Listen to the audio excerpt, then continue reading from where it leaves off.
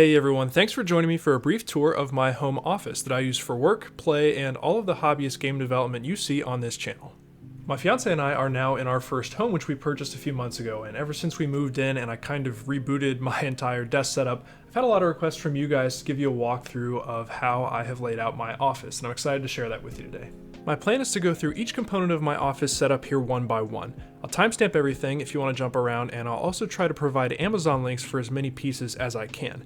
These will be affiliate links, just so you know, and purchases through those links will help support the channel at no cost to you, so thanks if you should choose to use them. If you've hung around my channel before, you'll know this is definitely not my normal style of video, so I'd appreciate any feedback or questions you feel like leaving down in the comments. And if you want to see more content around my workflow, workspace, that kind of thing, let me know with a thumbs. Alright, one last thought before we jump in. I know from the comments on my videos that a lot of my viewers are just starting out with game development, maybe feeling a bit motivated by a recent devlog and wanting to jump into a project of their own for the first time. Please know that none of what I'm about to show you today is necessary to get started building your own games. Really, all you need is kind of an inexpensive laptop to get up and running, especially creating a simple 2D game like Dolphin. I very much skew on the enthusiast side of kind of building my own PCs for playing games and curating the pretty ridiculous level of hardware that I have sitting here on my desk. So just realize that none of this is a barrier to entry. Alright, with that said, let's go ahead and jump into the walkthrough, and I guess we'll just start with the room here that I call my office. My office is situated in the upstairs loft in our home, which really couldn't be a more perfect spot. There's two big windows and just enough room for my oversized desk setup, some furniture, and of course my little aquatic family here in the aquarium. On one side of the room, I have our old living room sofa, which is just a super comfy place for me to practice my Wim Hof breathing, meditate, read, and just veg out. It's also a great distance from my giant display on my desk to kick back with a controller and enjoy a video game. Between the windows, we have my little tank here. This is a 10-gallon freshwater aquarium that has been growing and thriving since near the beginning of my YouTube channel. It's a planted tank that utilizes the Wallstad method of placing organic potting soil beneath a layer of small rocks to provide nutrients for the plants and a home for beneficial bacteria. I started out with about 8 red cherry and Amano shrimp in here, which probably ballooned up to about 100 shrimp over the course of many months and has now settled back down to a more reasonable population after the addition of some small sparkling gouramis to balance out the ecosystem. If you want to know more about this setup, let me know in the comments and maybe I can make a video about it. Alright, now on to what you're all likely here for, my desk setup. We'll start with the desk itself. This is an IKEA Skosta, which is really meant to be a dining room table. I chose this table primarily to complement my primary display, which we'll get to in a minute. It's about 90 inches long, roughly the same length as my old desk, but a relatively long 40 inches deep, which was the big upgrade for me. This depth allows me to sit at a comfortable viewing distance from my 48-inch display, which is kind of the centerpiece of this build. The desk is solid wood, has black wooden legs, and is super sturdy, doesn't budge at all. Love the build quality, the aesthetic of the wood, and the form factor, so it's really been a perfect choice for this space. Next, of course, we have the display for which the desk was chosen. This is not actually a traditional computer monitor, but instead a TV that's kind of trying to bridge the gap between the two. This is an LG C148. It's a 48-inch 4K OLED display that runs up to 120 Hz and has support for G-Sync. This has been a pretty crazy upgrade for me from a 1440p IPS display, and it's honestly probably worth its own video. That said, I'll still quickly describe some of my reasons for this purchase and my thoughts about owning it after using it for a few months now as a computer monitor. The biggest reason I have for splurging on this thing was my desire to have the real estate of multiple monitors sitting on my desk without the actual multiple monitors. You may have already noticed that my workstation here is home to a pretty ridiculous number of potential video outputs. I have the gaming PC that I've built under my desk, an Xbox above it, and 3 MacBook Pros docked on the left side of my desk. I use my PC for gaming and game development, my one personal MacBook for various software projects, sound and music work, and my 2 work laptops for actual work. Needless to say, with all this hardware back in my days of having multiple monitors, changing inputs was a pain. I was not willing to shell out for one of those KVM switches that would really work with all these devices and have all the bandwidth requirements that I wanted, and changing cables manually quickly became very old. So my solution here is this one big old display that has 4 HDMI 2.1 inputs. At any given time, I have my PC, Xbox, personal laptop, and primary work laptop hooked into this thing, so all I have to do is change inputs with the TV remote and I'm all set. For peripherals, I have a cheap little USB switch command strip to the bottom of my desk that swaps around my keyboard, mouse, webcam, and microphone. After getting my inputs all figured out, my next consideration with this display was the sheer size of this thing. At 48 inches, it looks pretty big on my desk, but I'm pleased to say that with the 4K resolution paired with the depth of my desk and the distance that I sit from the display, it actually still looks really sharp. From a productivity standpoint, this display is everything I hoped it would be. The Fancy Zones module in Windows Power Toys lets me easily partition off my screen for various parts of my workflow, and apart from maybe wishing it had a slight curve, I found the display to be an absolute joy to look at. Now many of you are probably thinking, didn't he say this thing was OLED? Wouldn't that be a bad choice for a computer monitor due to the risk of burn-in? And you're not wrong. Burn-in is certainly a risk with how I use this display, but there are many tools at my disposal and built into this TV to help mitigate it. As the user, I do a couple of things. First, I always auto-hide all the operating system toolbars and clear my desktop of any icons or shortcuts. I was already one of those people who kept an empty desktop anyway, so this really wasn't much of a change for me. I also use the Wallpaper Engine app on Windows to provide some lightly animated wallpapers and switch between them every few minutes. Finally, I have Windows set up to show a black screensaver after just a few minutes of inactivity. None of these changes have had any effect on the way I use my computer, and in fact, kind of cleaning up the desktop and the toolbars, in my opinion, just kind of adds to the beauty of this display. For the displays part, this TV has a ton of tech built in to help preserve its pixels. It can auto-dim when it's not detecting much change in what's displaying. It can shift the entire output by a few pixels to create a change in what each pixel is displaying.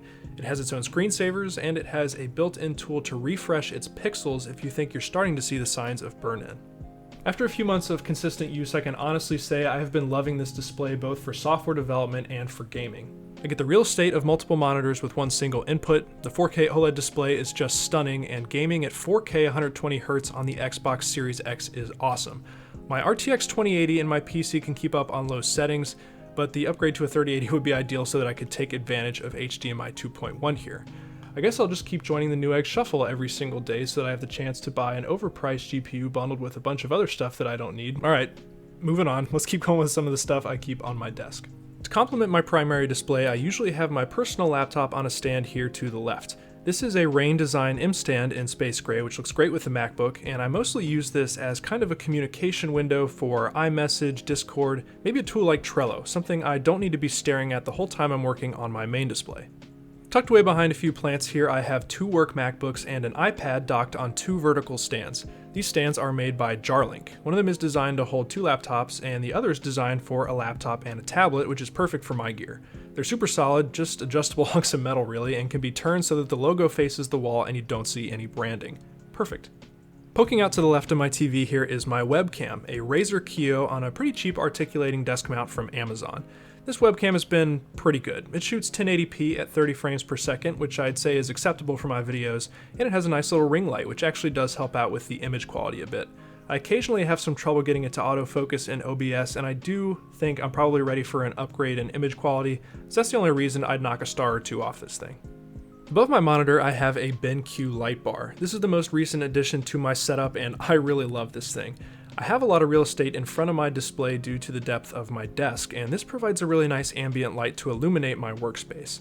At night, it helps me avoid some eye strain and illuminates my keyboard, meaning I no longer need a backlit keyboard. Early in the morning, it makes my desk a great place to write in my little journal. It supports variable light brightness and temperature and auto-adjusts using its own light sensor. It works well, looks great, so I really couldn't recommend this thing more. To the right of my monitor, I have my trusty Blue Yeti microphone. This is a very popular microphone for a good reason. No drivers, great quality, reasonably affordable, and I think it's pretty attractive, especially this blacked out variant. I have it on a much longer desk-mounted arm than my webcam, so I could kind of fold it out towards my head when I'm recording or gaming. This arm has been great too, so I'll be sure to leave a link for it in the description. Tucked away back in the corner of my desk is an Xbox Series X that I was lucky enough to snag a while back. It is a perfect complement to this TV. Destiny 2 in 4K HDR at 120 FPS is a sight to behold on this OLED display, as are many of the other games I've played through Xbox Game Pass, a great addition to this setup. Alright, between me and the monitor are the pieces of equipment I interact with the most. We'll start with the keyboard. To the chagrin of my wallet, I've become a bit of a keyboard fiend recently, jumping around between a few different boards in search of the perfect fit for my workflow. This most recent addition for me comes close. This is the iQnix A80. It's a 10 keyless layout with a pretty cool color scheme and an interestingly angled function key row. It's wireless and sports a very hefty battery. I think I've only charged this thing like 2 or 3 times in the past month, and I use it all day. I can swap it between Mac and Windows mode, which is perfect for my workflow, and perhaps most critically, it has a 2.4 GHz wireless USB-A adapter, meaning I don't have to use Bluetooth at all. I just plug that adapter into my USB switch under the desk, and this thing moves between my devices wirelessly and flawlessly. Because I'm not relying on Bluetooth, I can also actually get into my BIOS and boot into a different OS if I want to. I used to have to wire my old Bluetooth keyboard in to do that. If you're curious, I purchased this board with Gateron red switches, and I'm usually a brown or kind of tactile switch person. This is my first linear switch in a while, and I'm really liking it. I think I'll be taking this keyboard apart to lubricate those switches in the near future. For the mouse, I've been a fan of the Logitech G502 ever since the first iteration. It fits my hand perfectly, I love the small but still useful array of buttons on the side, and I've never had any performance issues with it. I have the wireless variant here to complete my totally wireless desk setup. Finally, my desk mat here comes from a company called Oakwood. It's kind of like a soft gray felt top with a cork bottom. Really looks great in my opinion, but maybe not the most optimal surface for mouse tracking. If I'm playing a competitive shooter, I'll sometimes throw a mouse pad on top to fix that. Of course, we can't forget about what's hiding under the desk here in the corner, the machine that brings all my games and videos to life. I built this guy around 2 years ago, and it has never let me down. I tend to build for function over form, so you won't see anything particularly fancy looking inside or out. The brain of this thing is an Intel i7-9700K. The GPU is an RTX 2080. I only put 16 gigs of RAM in here so far, and I'm booting Windows 10 off of a 1TB M2 NVMe drive and Pop! OS off of a 512GB traditional SSD. I also have a big old spinning drive and a hot swap slot in the case for video backups. As we step back from the desk, all we're really left with is my chair. This is a Secretlab Titan, which has been a really great chair for me. I'm 6'3" and around 190 pounds, and this thing supports me perfectly and does so all day long. I think at some point I'd like to upgrade to a Herman Miller that's even more focused on ergonomics, but for now this chair has definitely been worth the purchase price. And below the chair I just have the Amazon recommended clear plastic mat, which has been absolutely necessary on this high pile carpet. As I stand back looking at my desk here, I'm also realizing I've forgotten about the light strip I have adhered to the back edge of my desk. This is just the Philips Hue colored light strip. The ambiance this light adds to the setup has such a huge effect on the cozy feel of this room. In fact, I have the whole room set up with Hue lights so that I can kind of tailor things to whatever mood I'm in when I sit down to work. If you're considering investing in smart lights, in my experience, they've made a very big positive difference, especially in a small space like this. When it's all said and done, all these components come together to create a space that, for me, is very comfortable, productive, and cozy, and it's a place where I spend a lot of the hours in my day. I think there is a lot of value in making your workstation a place that you genuinely enjoy occupying, and that's what I've strived for here, even though I admit I've gone a little over the top. Hope you all enjoyed this walkthrough, and of course I'd be happy to answer any questions you guys have down in the comments, or even make more videos like this if you're interested. Of course, I want to give a big shout out to my Garami supporters on Patreon who continue to help me grow this channel, and I want to thank you all for joining me for kind of a different style of video with me today. Thank you all for watching. I hope you'll stick around and keep an eye out for the next devlog, and I will see you very soon.